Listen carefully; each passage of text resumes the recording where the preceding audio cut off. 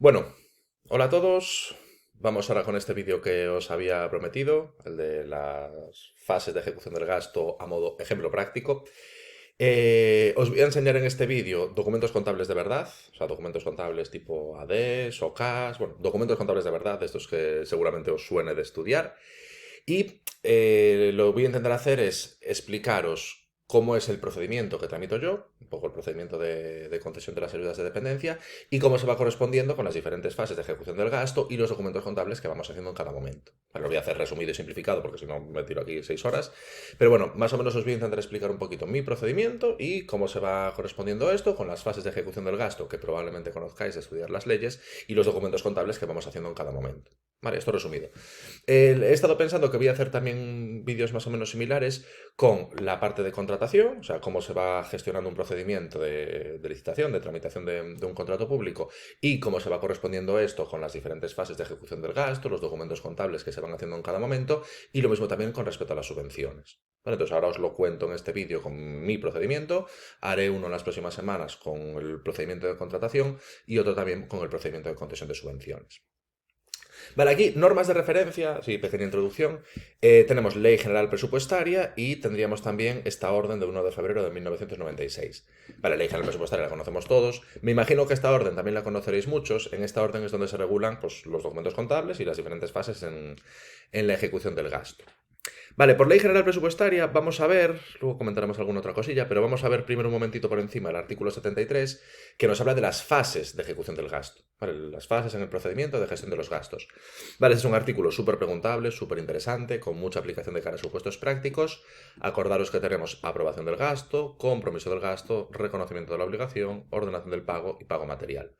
Esto es como muy teórico, muy grosso modo. En la mayoría de los supuestos, y de hecho esto lo vais a ver ahora cuando os cuente un poco mi procedimiento, tenemos fusionados la aprobación y el compromiso, que es de hecho hacemos nosotros documento contable AD, nunca hacemos un documento contable A y un documento contable D por separado, bueno, en algún supuesto muy excepcional, pero como norma general hacemos siempre ADs, o sea, fusionamos la aprobación y el compromiso, y esto ocurre en el mío y ocurre en casi todos, se fusiona también el reconocimiento de la obligación y la ordenación del pago.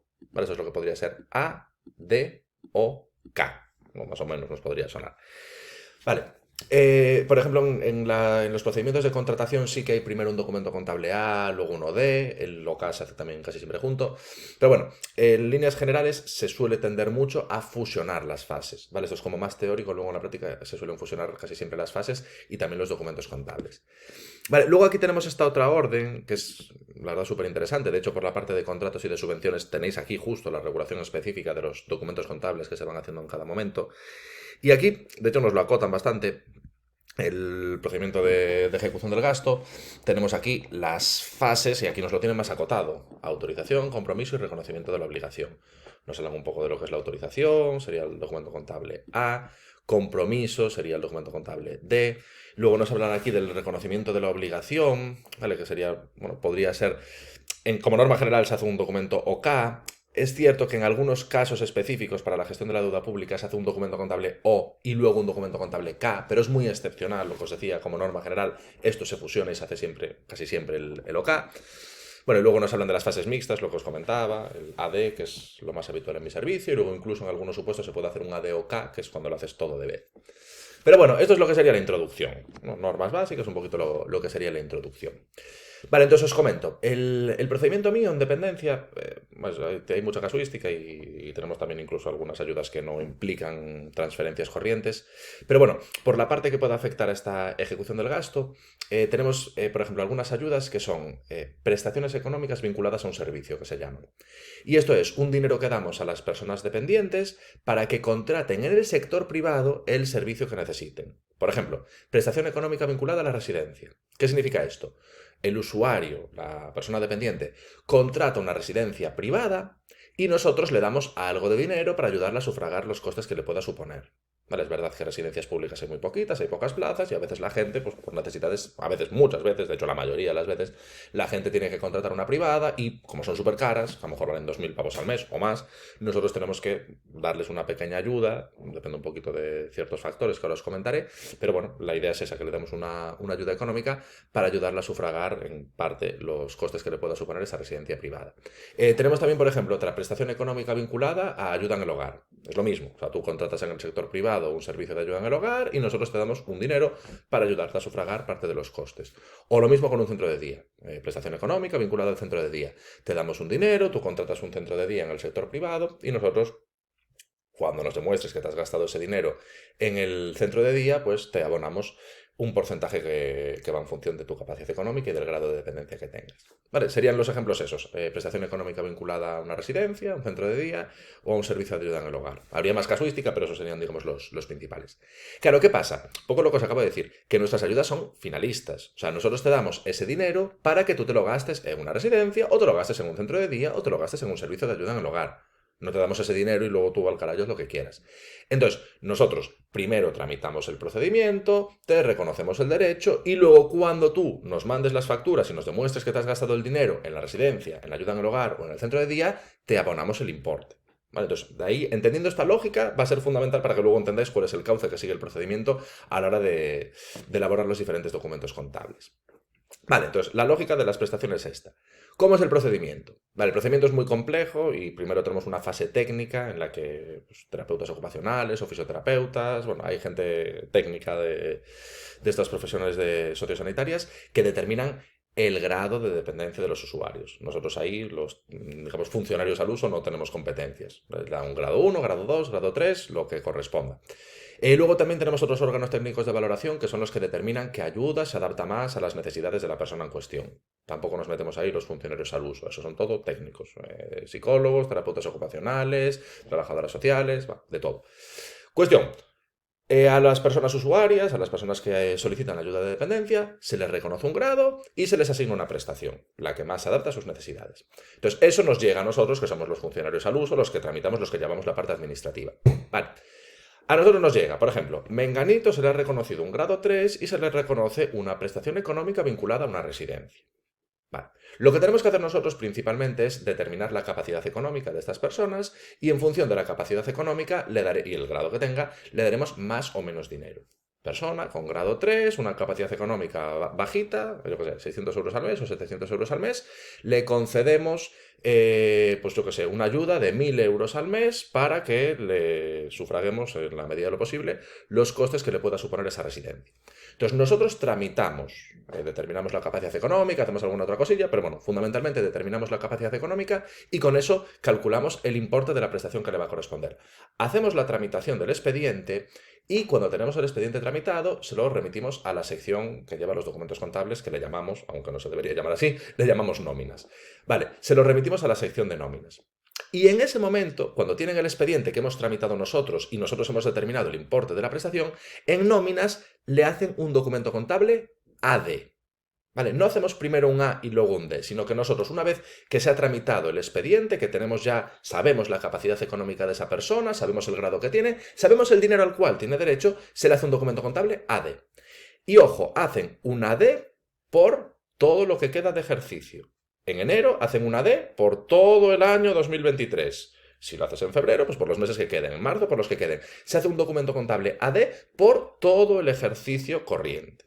Se hace un AD de ejercicio corriente por todo el importe que le va a corresponder a esa persona. Si lo estamos tramitando en enero y le damos 1.000 euros al mes, pues para Menganito sería un AD de 12.000 euros. Por temas de simplificación no se hacen ADs individualizados, sino que se agrupan. ¿Vale? Se agrupan, bueno, por organización interna que tienen ellos, que tampoco vamos a meternos en el porqué. Vale, documento contable AD. O sea, dinero que se le reconoce como ayuda de dependencia para gente que quiere una residencia privada para sufragarle una parte de los costes que le pueda suponer. AD. Vale, tenemos aquí, ¿dónde está? Un AD. Esto de aquí es un AD. Vale, más un AD reciente del ejercicio contable 2023. Claro, fijaros, Eso yo creo que también está guay porque nos ayuda a ver las partidas presupuestarias. Fijaros que se hace una referencia aquí a la partida presupuestaria en cuestión con respecto a la cual se está haciendo este AD. O sea, aquí lo que están haciendo es, estamos cogiendo de esta partida presupuestaria, orgánica 1301, lo de servicio, sección, funcional 312D, grupo de función, subfunción, programa, y económica 480-33, que no veo bien, capítulo, artículo, concepto, subconcepto. Vale, pues de esta partida presupuestaria, en este, que yo creo que este debe ser que es de marzo, ¿no? No sé. Sí, yo creo que este es de marzo. Este es un AD que se hace en marzo, creo que este es de residencias, y sería un AD por importe de 202.890,73. O sea que aquí se ha hecho un reconocimiento de 202.890,73 euros que se cogen de esta partida presupuestaria y es dinero que, porque ya están tramitados los expedientes, en principio se reconoce a un conjunto de usuarios el derecho a cobrar ese dinero. Claro, ¿qué pasa? Bueno, primero, inciso que yo creo que es interesante, fijaros que es la clasificación económica, hablamos del 480-33, ¿vale? O sea, capítulo, artículo, concepto, subconcepto. Capítulo cuarto, transferencias corrientes. Claro, estos son transferencias corrientes, son ayudas que damos en el ejercicio corriente. Capítulo cuarto, transferencias corrientes. Fijaros que esto está guay incluso para ver cómo es una partida presupuestaria. Vale, eso sería mi consellería, mi centro directivo, el programa, bueno, lo que es la clasificación funcional con los objetivos, digamos, que se persiguen con estas ayudas, y luego el tipo de gasto que se está haciendo. ¿Vale? Gasto corriente, el capítulo, artículo, concepto y el subconcepto. Vale, cuestión. Tenemos reconocidos derechos por un conjunto de usuarios por este importe. Claro, ¿qué pasa? Que yo os decía que las ayudas nuestras son finalistas. O sea, nosotros le concedemos a los usuarios un dinero para que se lo gasten en una residencia.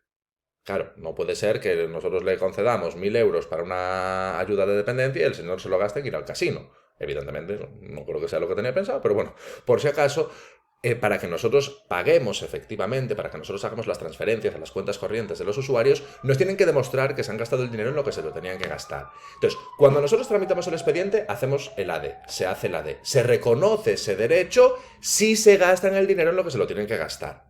Entonces, al final de cada mes, los usuarios, ahora ya, bueno, está bastante coordinado y entonces, por ejemplo, las residencias nos los mandas de las residencias, pero bueno, o bien los usuarios, o bien las residencias, o quien sea, nos mandan las facturas y nos demuestran que Menganito estaba ingresado en esa residencia, o nos demuestran que Menganito ha estado yendo al centro de día, o nos demuestran que Fulanito ha tenido el servicio de ayuda en el hogar que nosotros pensábamos que iba a tener y por eso le íbamos a conceder la ayuda. O sea, se demuestra que se han gastado el dinero en lo que se lo tenían que gastar.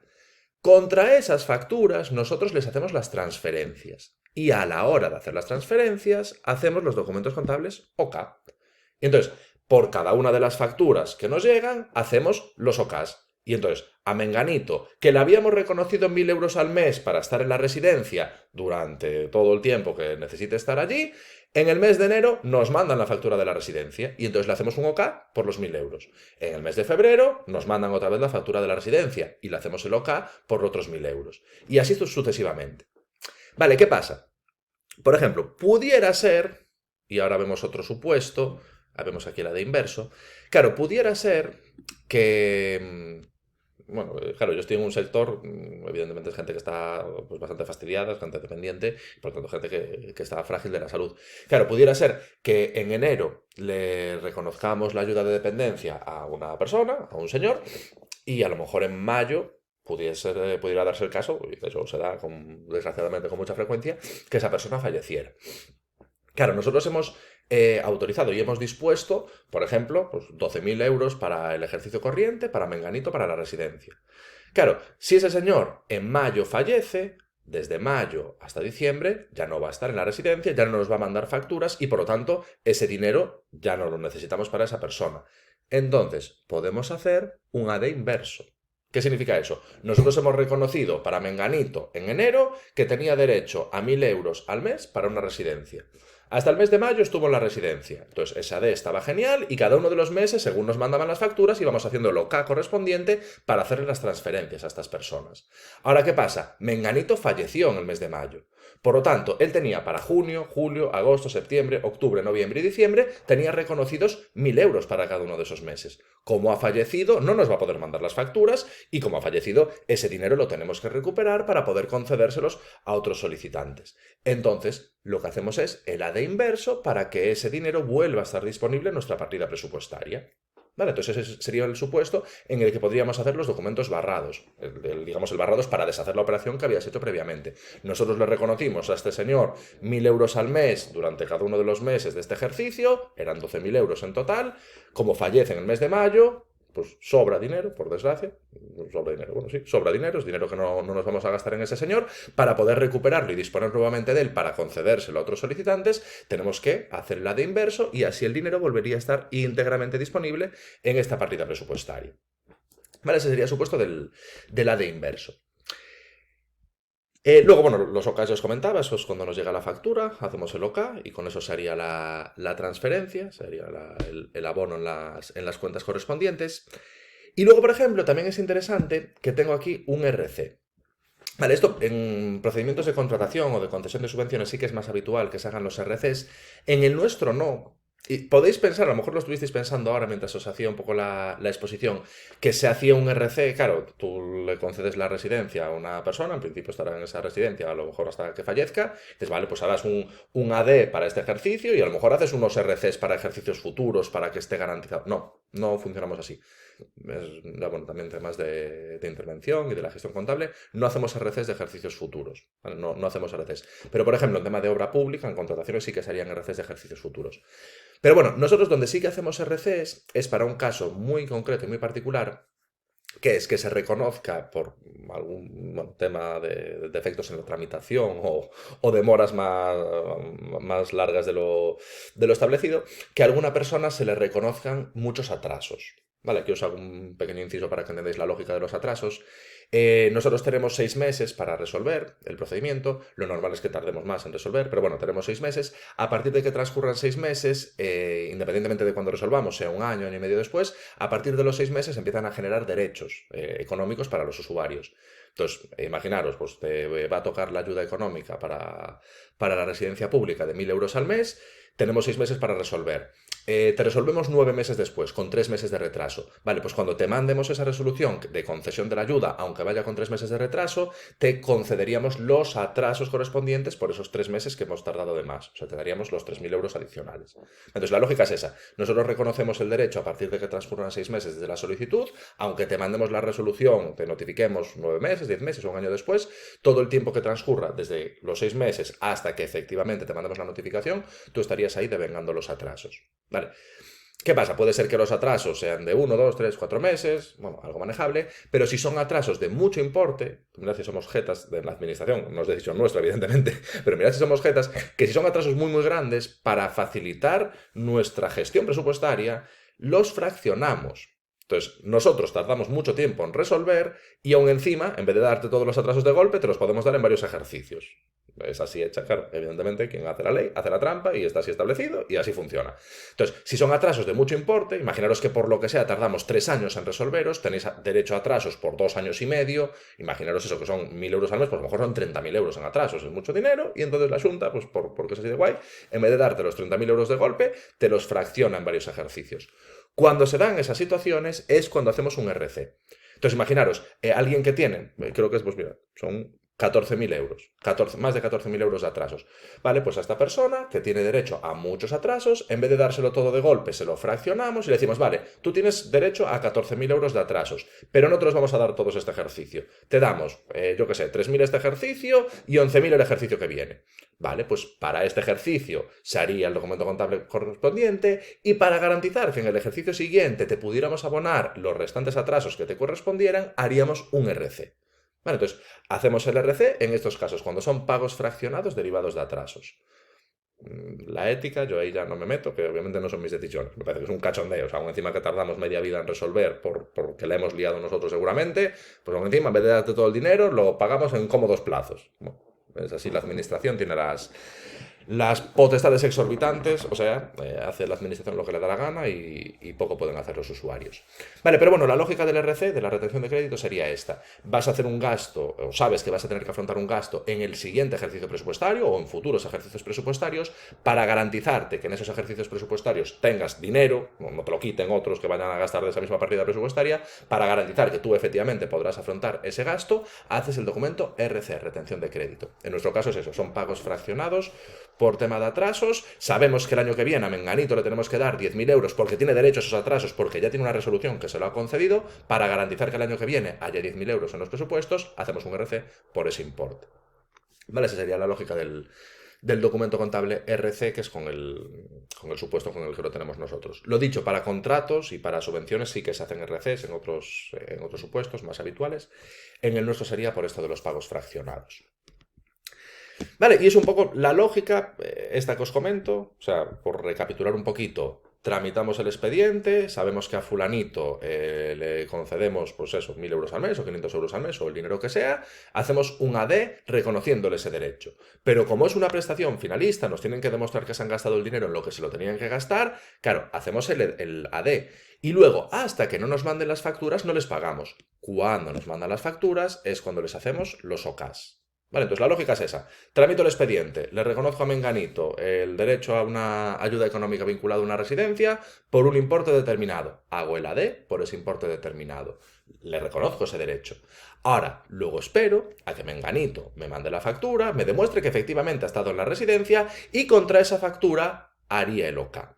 Vale, entonces la lógica sería un poco en este sentido. Y luego lo de la de inverso, pues lo que os comento. Tramito en enero el expediente de Menganito, le reservo, le hago el AD para Menganito de todo el dinero del ejercicio corriente, 1.000 euros al mes por los 12 meses, 12.000 euros. Menganito tiene reservados, tiene reconocidos 12.000 euros para el año 2023.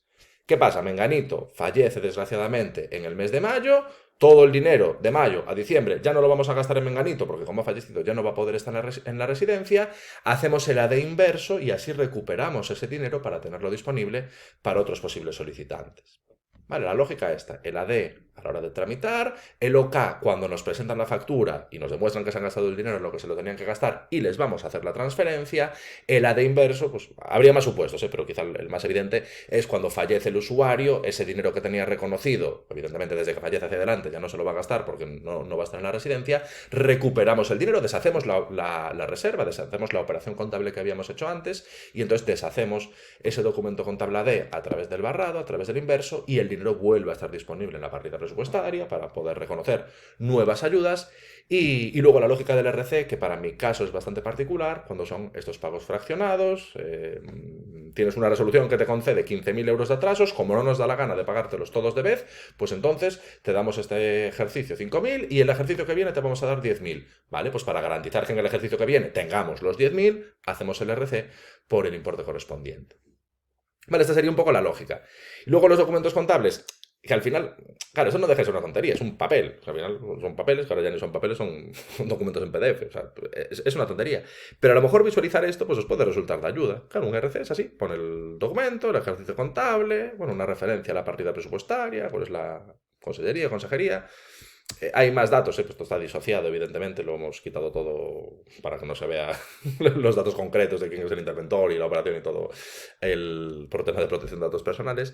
Pero la lógica del documento es esto. Y lo dicho, enlazando, yo creo que estos numeritos de aquí también muy chulos para ver efectivamente cómo son las partidas presupuestarias. Esa clasificación que está en el artículo 40, creo que es, bueno, de hecho ahora miramos, artículo 40 de la Ley General Presupuestaria, la clasificación orgánica, el servicio, la sección, luego la clasificación funcional por programas y luego sobre todo quizá lo más interesante la clasificación económica que nos hace ver que al ser del capítulo cuarto nos encontramos ante una transferencia corriente y fijaros que el desglose va hasta el nivel del subconcepto, capítulo, artículo, concepto, subconcepto.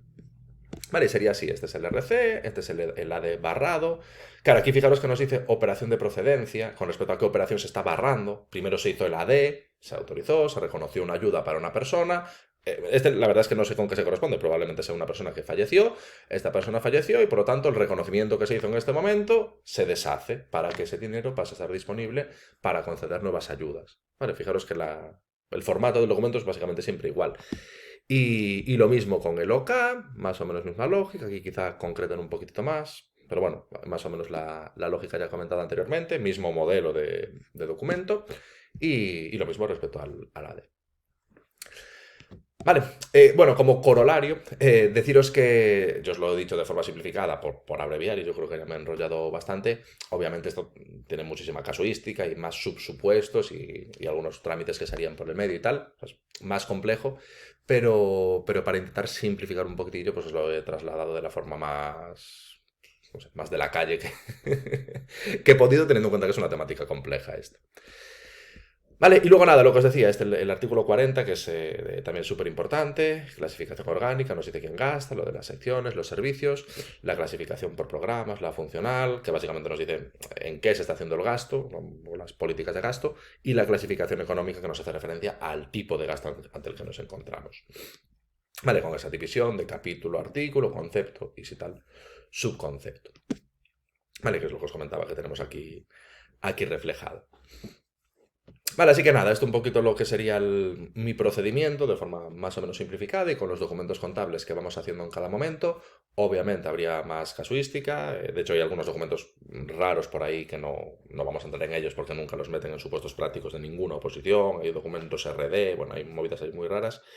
Pero bueno, de forma más o menos simplificada, esta es mi explicación práctica de cómo es mi procedimiento administrativo y cómo son las fases de gasto con las que se va correspondiendo cada uno de los trámites que hacemos y luego un poquito los documentos contables que se van haciendo en cada momento. Así que nada, espero que os haya clarificado en la medida de lo posible.